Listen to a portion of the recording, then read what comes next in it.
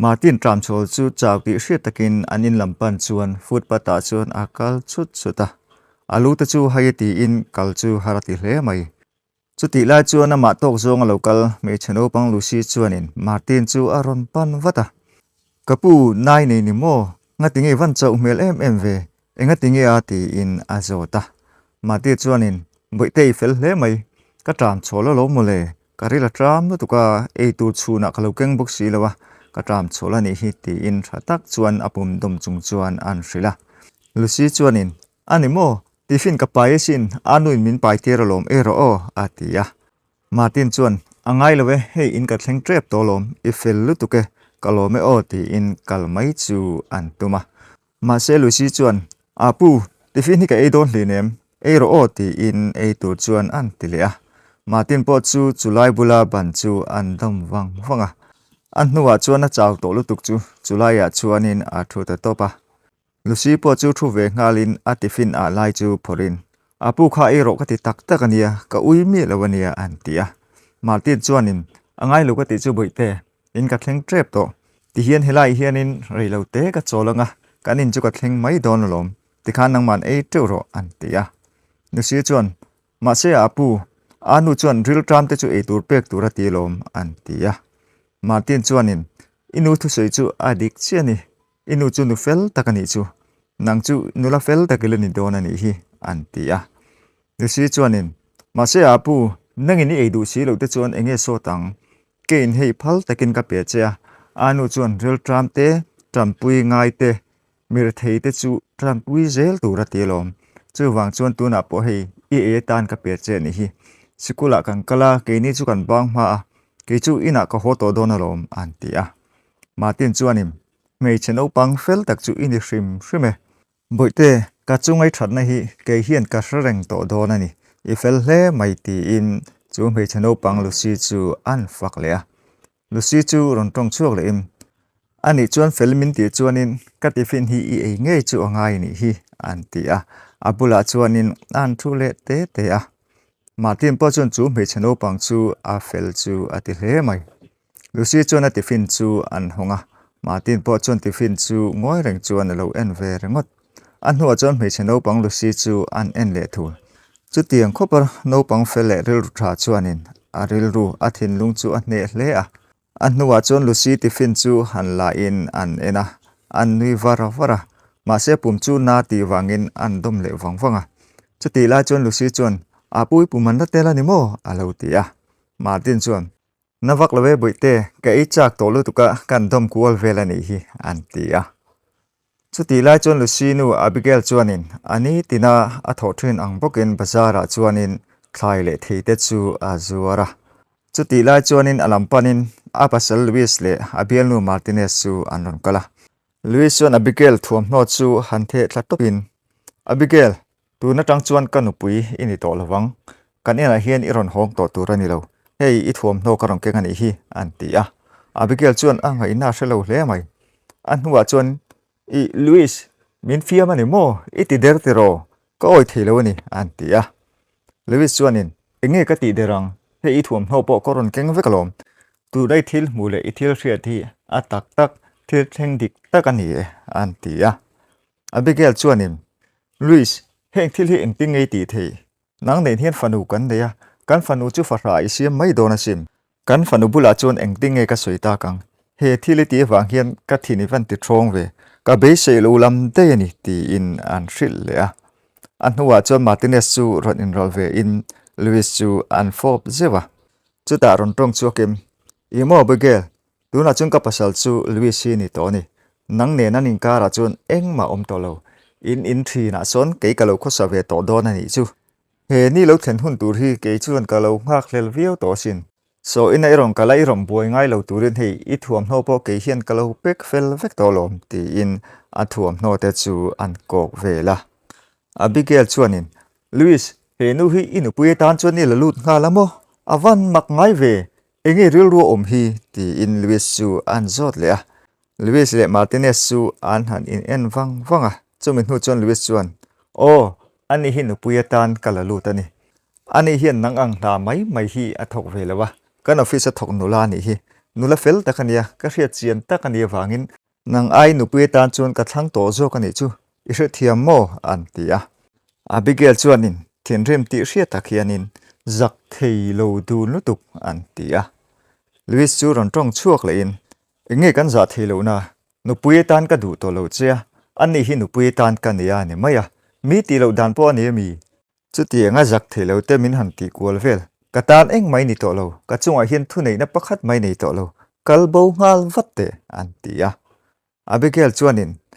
ani chuan in chunga bung ro theng khate chu ka tan ni da ve don lom ni nga tinge ka thuam hno chau iran kan chua tin kan fanu en kol na tur po hi nang hian min pe ngei chuwa nga yang an tia Louis chuan eng tin moi suya in chung bung ro zong song chu ka tho chua tanga kan lei ve kania I chan pual tur pakhat ma lo ni tin mo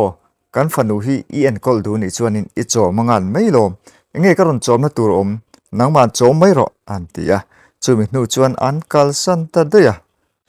chu ti la chuan Martin chuanin Lucy ti fin chu a email miela an thut na lai chu a kholai an ti wangin a pi deuh rem chang lai chuan anin sona Lucy chuanin apu itui halang hei tuite hi in ro ti im atui pai te chu an pe a Martin po chuan tui chu lo la in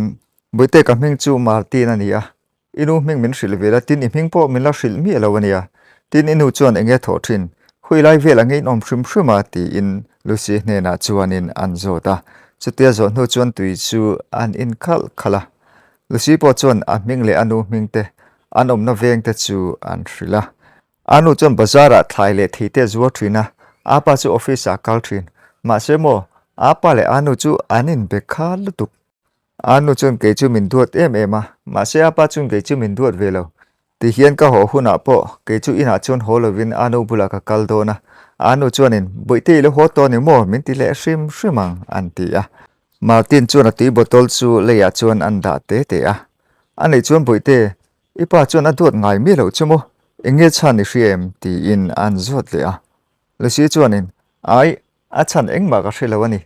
apa chuan thilpo min le ve ngai lo shrim shrim ka school kal na zong zong po hi anu tum ve kani an ti a chu thil Martin an hria chu an ngoi vong vonga chu nu chuan boite inu chuanin isikul kal na zong zong chu tum ve kamo bazara in zona chuan tum ve kamo an ti le a Lucy chuan o engkim hi anu tum ve kani mai apa chuanin tho chu chu nei ti ka hria ma se kan chung ko tan poisa hi mangai lo shrim shrim an ti a Martin chu an ngoi vong vonga an huwa chuan ani chuan inu chuanin thlai zo lo se office a chuan thok ve se ti an ti a Lucy chuanin o anu hi in chei ve se bazara so chuanin in chei thei boni boxi lawa ka khongai tak zetani office a chuan thok ve thei se ka ti khop mai alo ti ve khau mai Martin chuan ngoi vong vonga an huwa chuan thok an la hala chumi nu chuan ron tong chok le in boite ni etro inu chu chu tianga thok tu rei du chuanin nang no pangfel takenia keimin ṭanpui boka inu chu na ka lo zon pui donia ma se ka ron zong chuak chunga inu ne la chuan lo soi mi lo la office eng na emo ber chu inu chu ka lo zon pui donia tin mo in om na min hril to boka naktu ka inu chu omang emo entika ngi nu chu omang ti in anu om hun tur chu an zota Lucy chuan anu chu jingkar ka school kal male tlai ka ban huwa chiani mai chumin huwa bak chu ina om ngai lo ani a bak chu bazara thila zuar char thin a ha theilu tuk anu chu ronga bol le thin buka apa chu office banga ron mutopa ha dam devina om thina ni chu ma se anu chuan in chung ti fainin na zong zong a thokani mai an ti a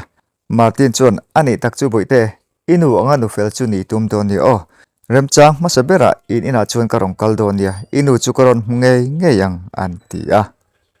chumin hu chun Lucy po chu akal ve ta ngala anu a chuan anu bul chu watlengin anu chuanin boite ilo wa ho ma ve ti in alo lom ngal wata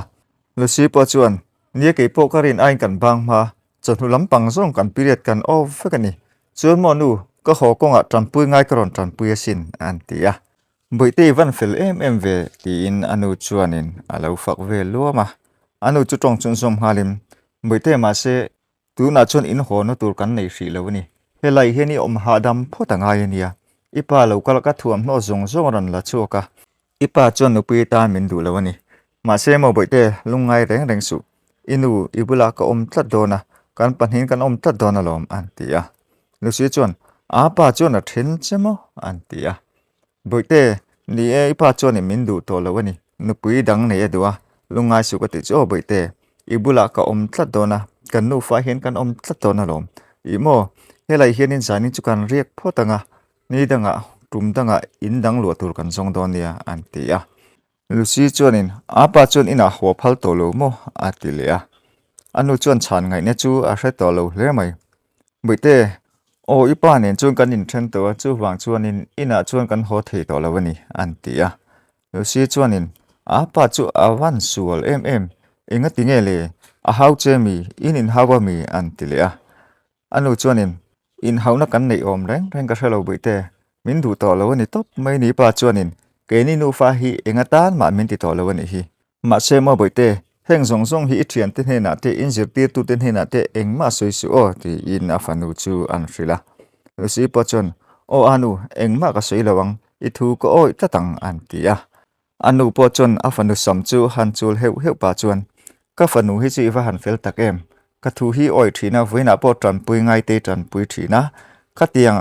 I ṭanpui ra kha ke ni po hianin kan la seng ve emang boite ka mangai lutuk che nia an tia chumi nu chuan an nu fa chuan an han in kuwa anin kuwa zon nu chuan anu chuanin boite helamai hian lo hadam photla idole ilo mu hi lo photanga ke chu hei kalo in zuar char photange poisa kan mamo boxia an tia afanu mutna tur chu an siam zunga afanu chu chulai chuanin an mutir ta afanu chu han ku wangin angai tu na chu akal thui hle heti rongot hi chuan ka fanu hi ka chompui tling zawangem e zona dang chu kan ngai thu chu angai ni ka fanu hian mamo tam takala nei don si engtinge kan kho sak chun zom ze lang o ti in arel ru chuan angai tu chu ti la chuan Luis le Martinez ve thung ro chu ina chuan lo ti in Martinez chuanin in nu bigel chan kha nakin lo ka chan tura niang ti chu ka hlau hle mai an tia Luis chuanin deuh vel khera che in ti theile tu ka ni kha enga nge mo ka thno chu veri ngotang che nang chu ka du ber che lom ti in akhabe a chuanin an pi zawa chu ta han tung chun zomin emaw kalo dream zong kalo ngai tu na zong chu tuna hian a thleng fam kim to ning ka ria an tia Martinez po chu alo hlim var hle mai Luis chu tong chun zum zelim tuna chon chung pui nu ber ini to ke do ta chuan nang mai thu ber to ni chu he in chung nei tu chu nang hi ni ve to nge ni hi an tia Martinez po chuan adik chia nang ka nei che chuanin he in hi ka ta ni mai lom an tia Luis po chuanin adik chia ni ita ve ka nei hi atia chumi nu chuan am pahnih chuan in du mel takhian anin ko vonga Martinez chu ain ti thei zual mel hle mai an mengkol vel rala chumi zan chuan Lucy te nu fa chu July bazar huna chuan an riak maya atu jing lo ni adan pa nga ang bokin Abigail chuanin thlai te chu azole meka a thlai zor te chu an pho chuak mola a then te chu han tru fain min an leidu lawang ti chu a hlau le chu ti lai chuan abula chuan nu pakhat chu ron kalin ain thal hnem to le hnem lo chu aron zota Abigail po chuanin kain pho chuak ve tan chia engma po kala thal lo ni ti in alo be ve luama chu nu chuan ani mo taka iming Abigail ni karinga ilai bazar fi hi ila pe mi alowa chu wang chuanin rompe to la ka ti ni an tia Abigail chuan kapi hei kain pho chuak chia an tia chu nu chuanin ka hrialom tuna chuan in pho chuak chia ni mai thei ma se a ma mi zong pokha an tia Abigail chuanin kapi ranglam ka ngai tu awa donia an tia chu nu chuanin ibula thu zong hianin an ni chuan fi hi am pe zia thin ma se nang chuanin tharuk chung fi hi pe to lawani kan pu te benga thlenga chu wang chuanin helai hmuna hian karon kalani hi an tia Abigail chuanin kapi ani chuan engtiam in ti ngein tum an tia chu nu chuanin voitam ta kan pu te nang hra thiam to chia tuna tharuk lai ni le ta in pala na thok nei ani boxia ngatinge tun thlenga in pek thelo hi an hra thiam thelo ani kan pu te chuan helai hmun hi chua san turin an ti chia tin helai si thi mitang an pe ngal to bokani voina in thiar chu ngal don nia an tia Abigail chuanin kapi hun dang min siam le thei mayam ti in an zot le chunu chuanin ka hrebik lo keima thu ni lowa kan pu te thu tu na in hena karon soi mai ni chu wang chuan mo với nãy chuan in thiệt chúa phốt chúa ngay đó này chú in đủ lệ căn bút để chú rầm bia nga cái chuan in anh mà soi thấy cái này lâu cái chuan cả không ai lưu tục chứ mà sẽ căn bút để thua rong cal anh thu chuộc rong thil chứ cái này mấy anh tia Abigail real tu na le trả chuộc chú in sum harati le mai anh trong bà deuh nọ nó kinh cái pin nia kan lo tum don nia ka fanu nen chu tu na chuan kan om to ka pasal chu min then to ni an tia chu nu chuan eng po ni sela in chung ko chung chang chu eng ma ke chu riat kan nei lo eng po ni sela kan pu te thu chu chu nang chuan zom tum phot la helai hmunai thu le du ni chuan athari ni dia le mai anga tuna thu oi lo wa helai hmuna i lo la om rang chuan in kan pu te benga thleng le wat do na police ten Sri Lanka police chuan in tharumin an not chok don tho che chu chu hriang che I himna tur zo ka ran hrel che ni chu an tia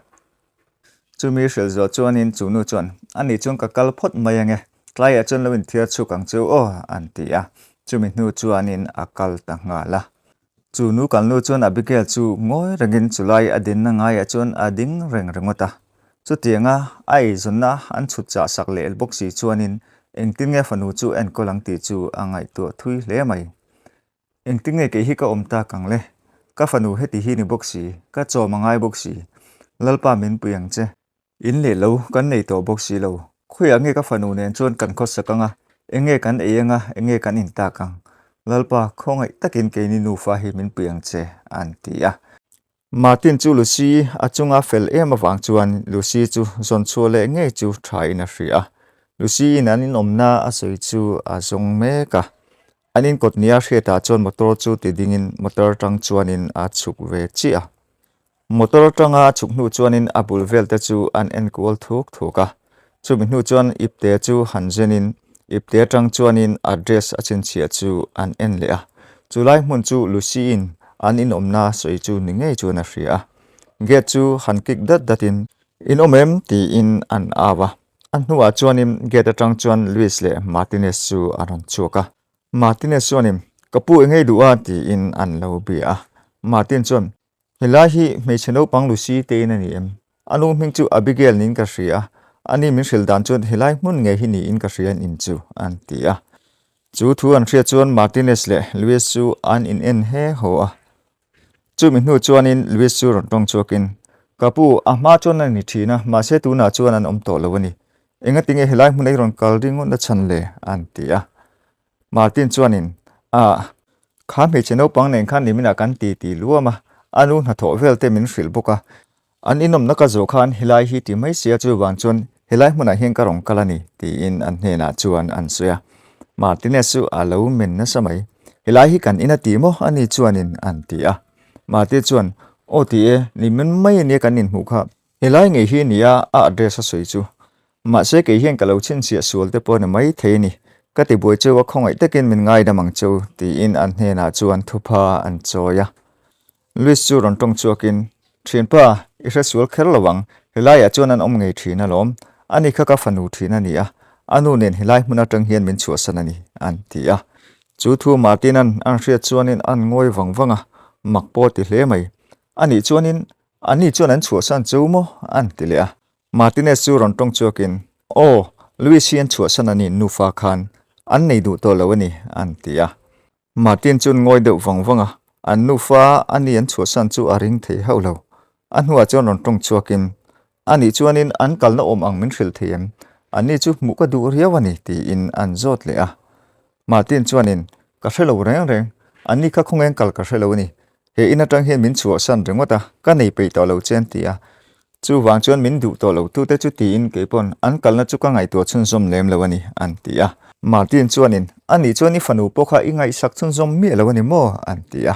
chu ti lai cham Martinez chu aron thin rim thut mai nang pa kha tunge moi ni le he mi chung ko chung chang again enge in rol na turi nei ani nu fa nen khan in lei chi nei nei mi he lai a bui nei ron siam nei rong ka talom lo ko ro lu tang ti in Luis su lu pu ya chuan an soma ge chu khan nan makin in chunga chuan an lu ta Martin chu hril hai jok le mai in chun en le thu Lucy in address a pek ta chu an en le thu la chulai chunga chuanin an nu fa chun om to lo ti chu a chiang ta si chum nu chon motor lam chu a pan ta motor a chuan chuangin ani nu fa chu zon chun zom ngai chu tha hri in akal ta nga la chu ti lai chuanin chu lampan chuanin Abigail chu man mo takin naron tlana Martin en chuan anin nang man lo chi ani Abigail chuan get chu an soi vaka in chunga tang chuan Louis le Martinez chu anon chuka Louis chuan thinrim takin enge mai duwa hilai hmuna iron aw vak le enge duwa ti in an zota Abigail chuanin Louis nang he min du tolovin in atangin min not chuka kan nu fa in sulai hmuna kan oma in omna turpo kan nei lawani ma se ka in zona hmuna tangin tuna min not chuk le boxia khongai takin Louis poisa ifanu chomna tur tal min pero chu tilo chui fanu hian e in tura nei nang ti in an hena chuanin aron soya Louis chuanin eng tinna poisa a nge poisa chu ka pe kang cheu ke chuan ka then to cheu lom an ti a Martinez bachon izak lomi he in chunga hian engma thu nei ne turin nei to lo ifanu nen chuanin du dan danin om ula ni mai lom nge kan pa hi ron ti boina chan an ti a Louis bachon Martinez su an ena ente Martinez isoi dik chiani ain rolna tur hi pakhat ma om to lawania an ti a Abigail chuanin ma se ka soi chu ifanu ni tholom ifanu hi ingai tha thei mai lawang ifanu hi rel tramina om dona sin skula kalna tur tak ngel po eng mai tum ngai lowa ma se tu na chuanin karon dial che ni chu an ti a Louis chu an thohaka anwa chuanin akor mai te chu anjena chu ta tang chuanin poisa chu hanla chuakim ente mo poisa hi ka tho chu lieu ania emaw nang nen hen kan in then tua chu wang chun poisa hi ka pek na chan tu che om lo ni poisa hi midang ka pedon ni chuanin ente hi Martinez kuta nge hian poisa chu ka hlane antia Martinez po chu alo ni var mai Abigail ro chu thinrim takin chulai huna chuan alo ding renga Martinez on Abigail chu anti el khum vela thinrim takhian Abigail chuanin Louis poisa chu min pedon lo mo ifanu chomna tu chu min pedon lo mo antia Louis chuanin inga nge ka pek te lu lang che nangman enkol vela ni mailom ma ni chung te chu kanin ngai to thina ni ngaya ka chung te ni to lo I jak chai lom ni antia Abigail chuan ithisen zom pui fanu chu I ngai to lo hle mai mo eng ang mi pa nge mai ni le ti in a an khum ve shapa Martinez chuanin ka pasal hi khatikhan engei ron an khum ve ri ngota ka pasalan dei to lom helai hmuna tang hian kalbo vat la thang lokoro Louis lut deyang ti in Louis su lu puya chuan an soma an panhi chuan an lu san ta mak mai Louis would get chu aron khar maka Abigail chuan Louis chu an ko vaka ma se kong khar chu an khar nan mak mai Louis ifanu hi ingai tu mielo mo eng ang mi hring nge mai ni le kalo nei che kha ka in sir hle mai ti im chulai hmuna chuanin atrap tlok an ina tangin an pain no chuang ma sela bazar hmuna la om tala lom ti in bazara chuan an nu fa in an riak thin mai khania ma se tu na chuan bazara tangin an no chuak to boxi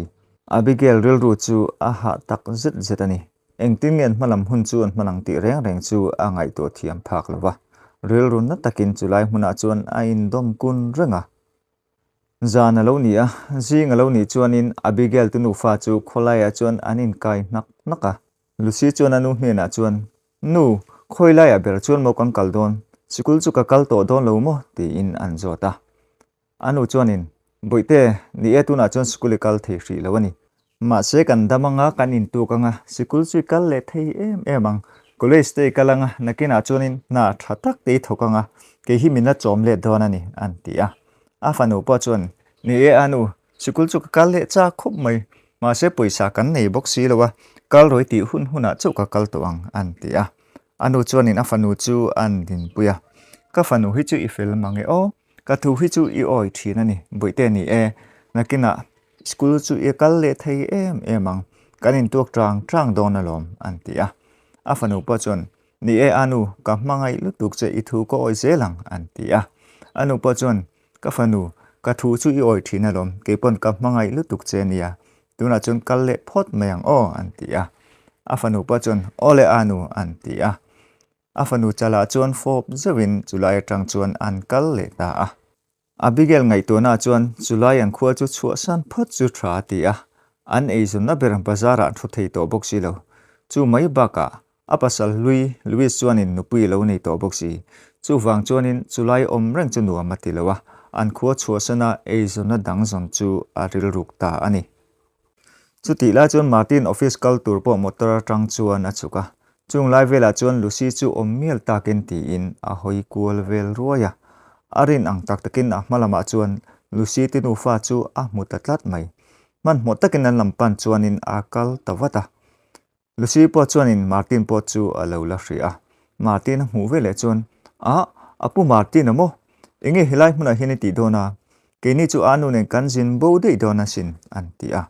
Martin chuanin karon zong char chelom hilai hmuna hian ka mu cheu ka be se reng ani in ina karon zong chewa ka mu to si lo chewa antia anu chu hril hai mel hle mai Martin chuan Abigail ifanu Lucy hi no pang fel takani hi antia chumin hu chuan Lucy chu ron tong chuak velein anu apu Martin hi lom ka soi kha ani hi ril tram dewina lo oma ei tur ka pe ni antia Abigail chuan ani mo antia chumin hu chuan Martin lam chu hoin ka fanu hian in nia I chan chin toy te chumin hrila ei tura pe chia aron in chuang via wania antia Martin po chu lo ni varvara Lucy chuanin apu Martin anu chu na chui pe don ta mi anu kha na ka peang te khai ting ka hria ti in azot khau mai Martin chu han ku na in Lucy boite I hne na ka soi khai la hrenga ne mo chu wang chu lom nang ni hi karon zon char cheu ni I fel man chu tu na hian in pek cheu ka du ni in ina karong kala ipa chuanin in chhuwa to thu a soya khoya ngein kalang o ti in ka in ngai tu na sa sin nang ni hi ka mule lawang cheu ti hi ka hlau tak zet ani I tifin ai nang hian min pe phalania I chunga hian kalom tak zeta chu wang chon in lom man chu in mu nge ngai don ani inu hian mo kan office a hian na thok ve du ngem o chumi thodu chuan kan office a chuna thok theianga bazara omkha hreomi ti ni lom ni ka hne na khani soi ta tin ka hria antia Lucy po chuan anu ein che ve ngai lo lom antia Abigail chuanin afanu sam chu alo chul hewa chuti la chuan Martin chuan abek chu anjena bekatang chuan file chu ram phor chuakim chuti la chuan Lucy chuanin anu chu hnai pek chuanin sikul ka kal thei to don ani chu anu le apa chu ein then dai lom mun danga kal bo dei kan lo tuma ma se anu chu na mu vai chuanin kangkal don lo ani chu antia chuti la chuan Martin chuan file chu Lucy ku ta chuan han pe in boite kha he file lo keng photte antia Abigail lam chu han hoin Abigail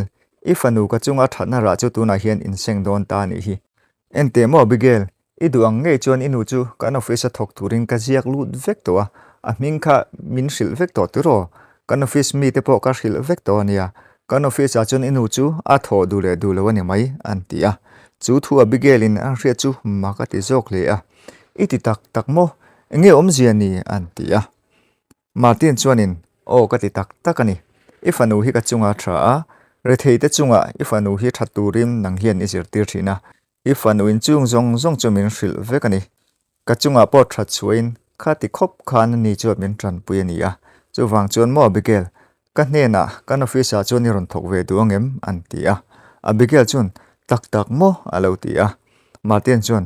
tak tak ni kan office a kan huaya ngei nang hi thodu chuanin naktu ka tangin thok theyang nang ma thu ni antia Lucy po chu alo lom ve var hle mai chumin hu chuan Lucy chuanin Martin lam chu apan phei vata Martin chu awa ko thlapa Martin po chuanin mangai mel takian asama chuan alo chu lewa Abigail po chuanin Martin hena chuan lom thu chu hrilin an office thok tur chuanin ain peita an pahnih chuan anin che bai lopa hun te liam zela thakhat lai lo liam leta Martin te office a chuan Abigail po chu thokin Abigail po chu atlang nil so to hlea anu fa chuanin in pakhat chu lu in anu fa leng tok le kani wang chuanin an hlim ve dun hle mai Luis te office chu alo langa an pu in na ko wak chuanin an pu room a chuan aluta an pu chuanin thinrim takian Luis ne na chuan nang hi karing em chia enga tinge karin angi omlo ni tuna hianin kan puisa chu nang hian I chebral then ti hi chiang takin kan hriani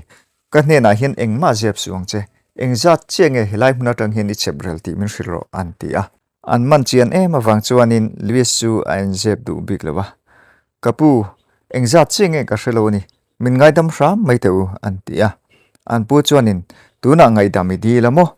I poisa chebrel zati kan la chu kang chu nang hian I rul veka nga yang chu ti ni lo chuanin I ta nge yang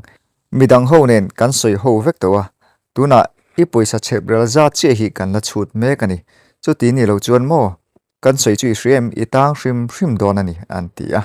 Luis chu atong chuai rai mai kapu tuna mai chon rul na tur chau kan nei hri don lawania an ti a an pu chuanin tuna I nei lo chuanin I ta nga ni mai lom eng kim ke ni hian kan rel fel vek to ani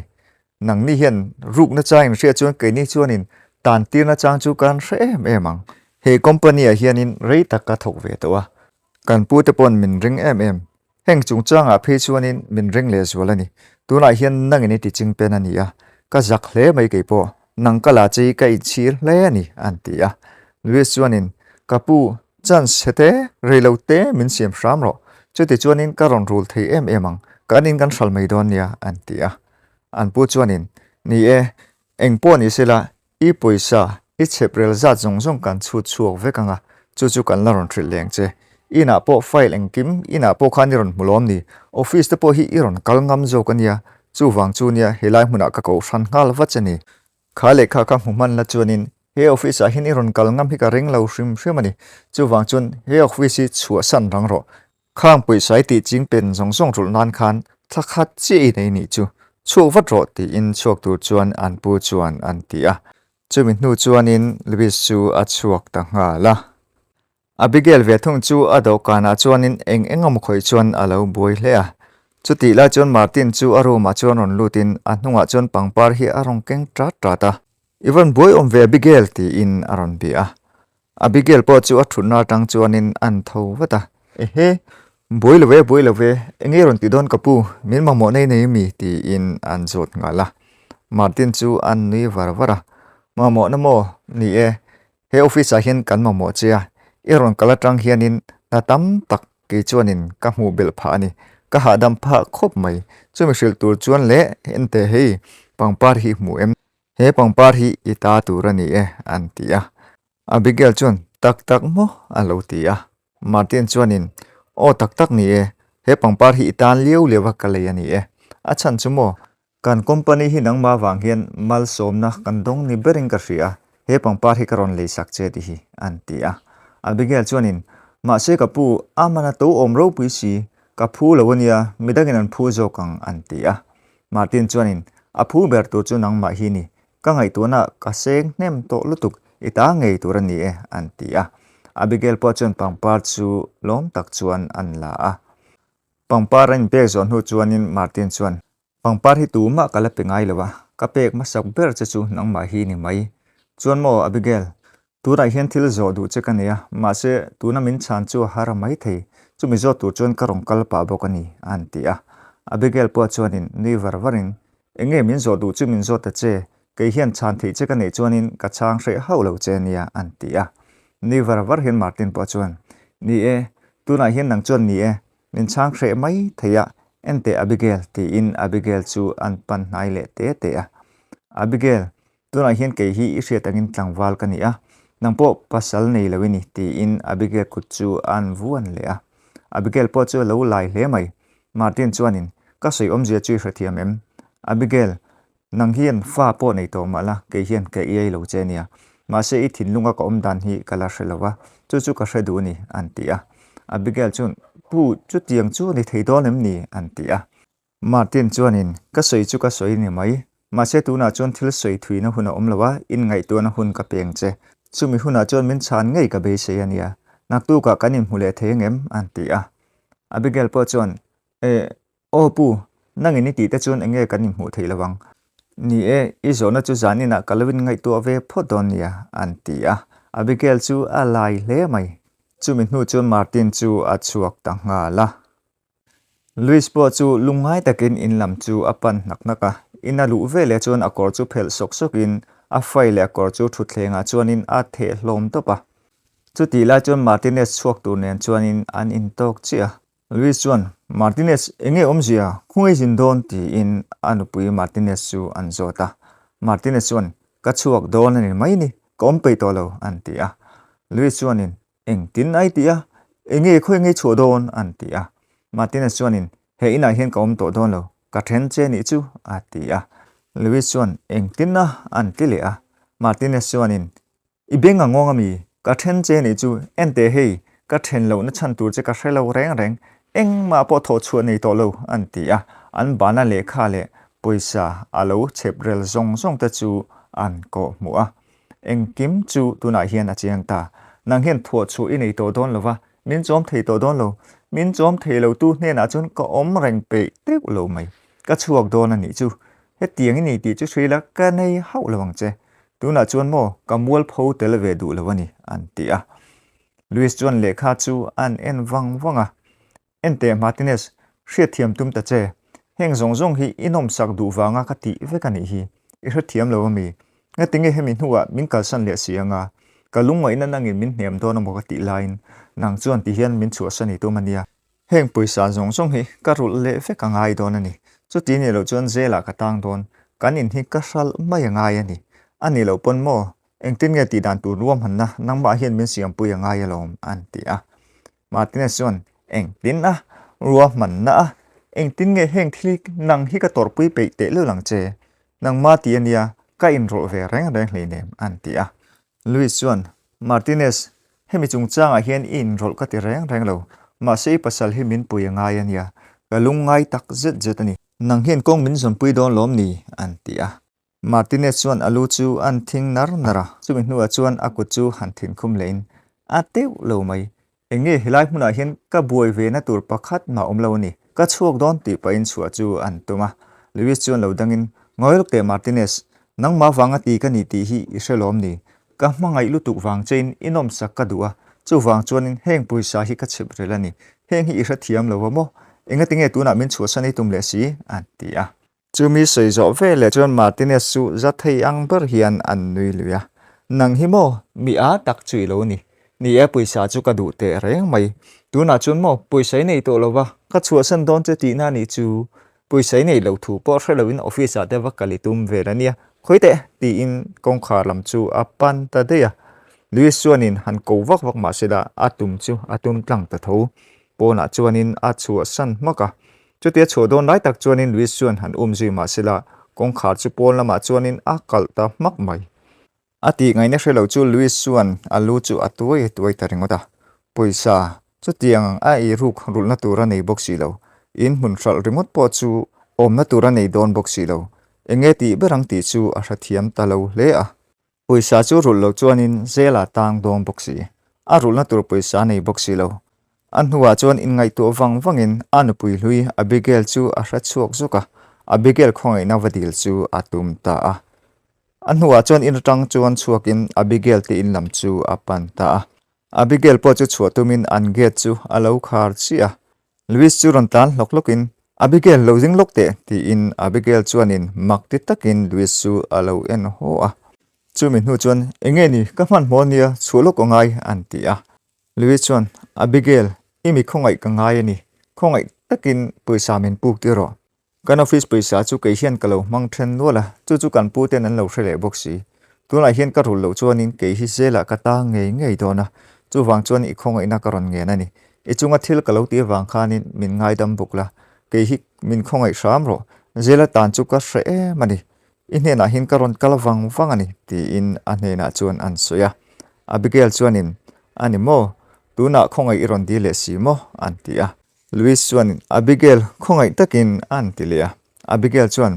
emaw ngun devin ngai thate in hne na khongai na karon dir khanin engting nge min lo ti kha an ti a Luis chuan Abigail khongai takin hriat thiam tum ram te tuna chuanin khami iron kal le tuna ka khe su thil dang de ni tuna chuan zel tan le zel tan lo ni mai nang ni te chu hi tuna ti hianin eizona thatak in la nei talalom Abigail khongai takin poisa chu min puk tir te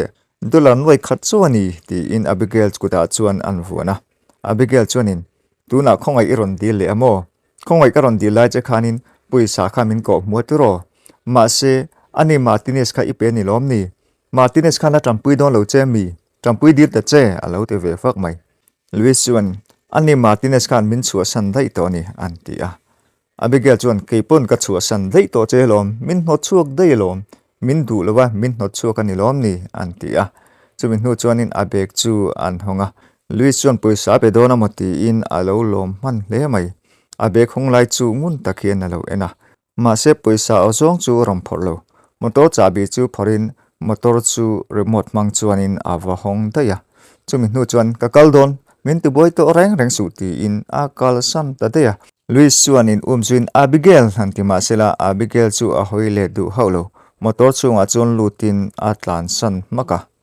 lungai takin Louis chu chulai huna chuanin ading reng rengota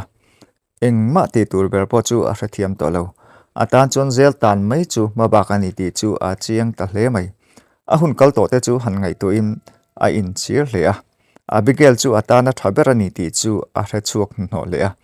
Abigail lo chu ti rengot chu a in chir hle mai ma se in chir ma sila atan chon omzia engma chu om si lo